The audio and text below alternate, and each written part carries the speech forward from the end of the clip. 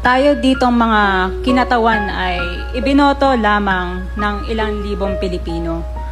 Ngunit ang kasama natin ngayon ang Pangulong Duterte, ang most voted Philippine leader ng 2016.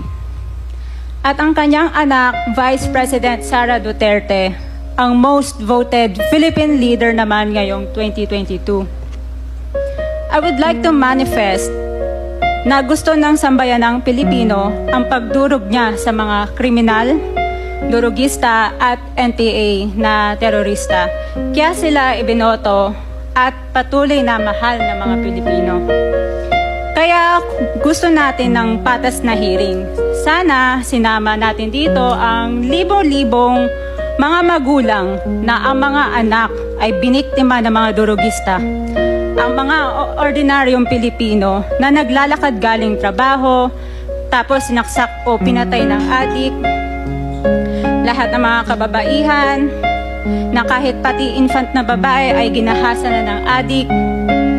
Libo-libo rin ang kanilang mga magulang at mahal sa buhay na wala dito ngayon. Awang-awa ang mga Pilipino sa mga inuseteng pamilyang na ito, kaya niluklok ng bansa ang Pangulong Duterte.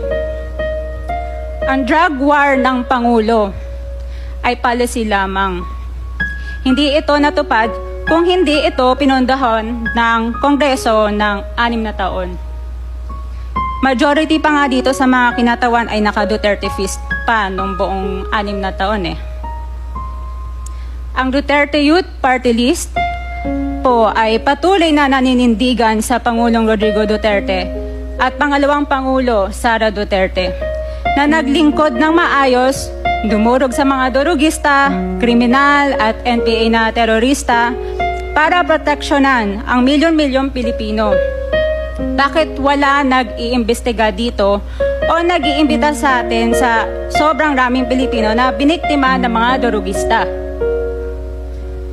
And lastly, sa mga kongresista na kaalyado ng mga NPA, mahiya naman tayo sa topic ng pagpatay dahil kayo mismo, hindi kayo nagsasalita sa pagpatay ng NPA sa mga pulis, sundalo at mamayang Pilipino.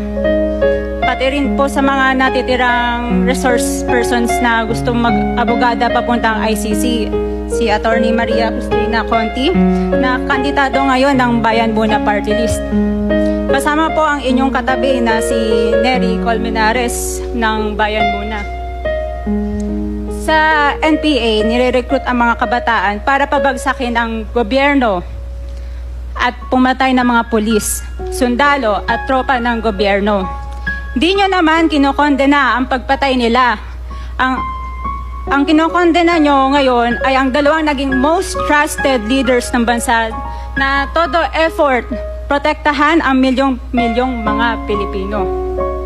In support sa advocacy sa Pangulong Duterte, ang Duterte Youth Party List ngayon, Kongreso ito, ang kaisa-isang nagpapanukala na pagbalik ng death penalty para sa mga rapist, kidnappers, durugista at terorista.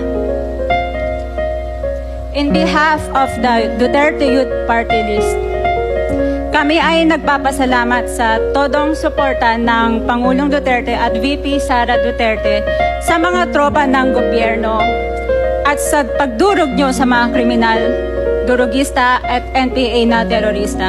Yun lang po. Maraming salamat po, Mr. Chair. At magandang gabi po. Salamat, Mr. Chair. Bawal po pumalakpak dito. Kung gusto niyo pumalakpak, doon kayo sa labas. Maaari ba?